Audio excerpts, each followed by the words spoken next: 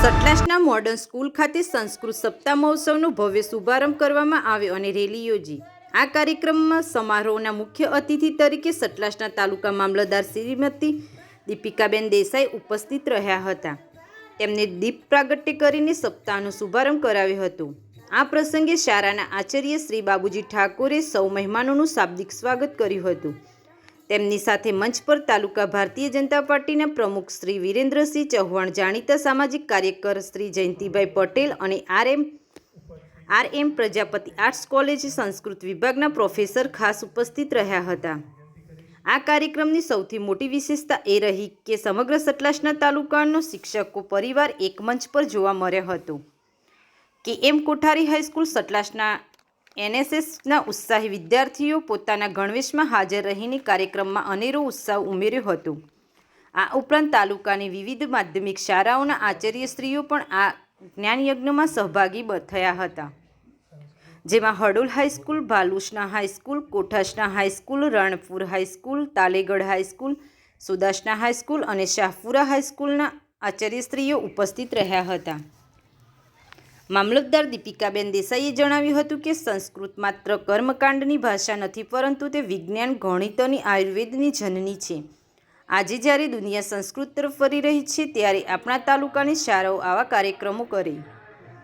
તાલુકા ભાજપ પ્રમુખ વિરેન્દ્રસિંહ ચૌહાણે જણાવ્યું હતું કે વડાપ્રધાન નરેન્દ્રભાઈ મોદીની નવી શિક્ષણ નીતિ અંતર્ગત સંસ્કૃત ભાષાને ફરીથી તેનું ગૌરવ આપવાનો પ્રયાસ થઈ રહ્યો છે।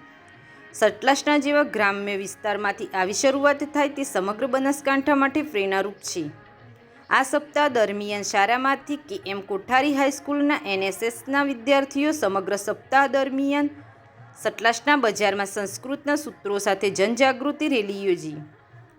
મોડર્ન સ્કૂલમાં પધારેલા મામલતદાર શ્રી, ભાજપ પ્રમુખ શ્રી જયંતિભાઈ પટેલ, પ્રોફેસર શ્રી, તમામ હાઈસ્કૂલો હડોલ, ભાલુસના, કોઠાસના, રાણપુર, તાલેગઢ, સુદાસના, શાહપુરાના આચાર્યશ્રીઓ અને એનએસએસના વિદ્યાર્થીઓનો હૃદયપૂર્વક આભાર માન્યો હતો। વધુ સમાચારો અને અપડેટ્સ માટે જોતા રહો online TV news. Reporter Renuka Thakor સાથે સુરેશ ઠાકોર અને ફારૂક મેમણ ખેરાલુ।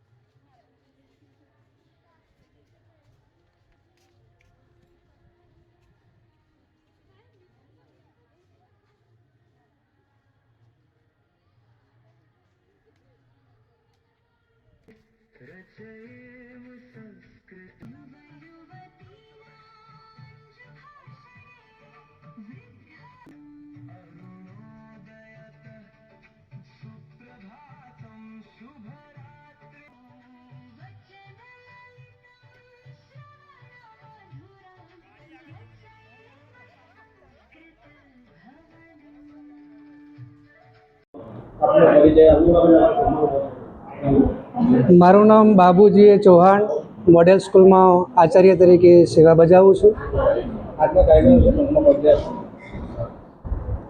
ગુજરાત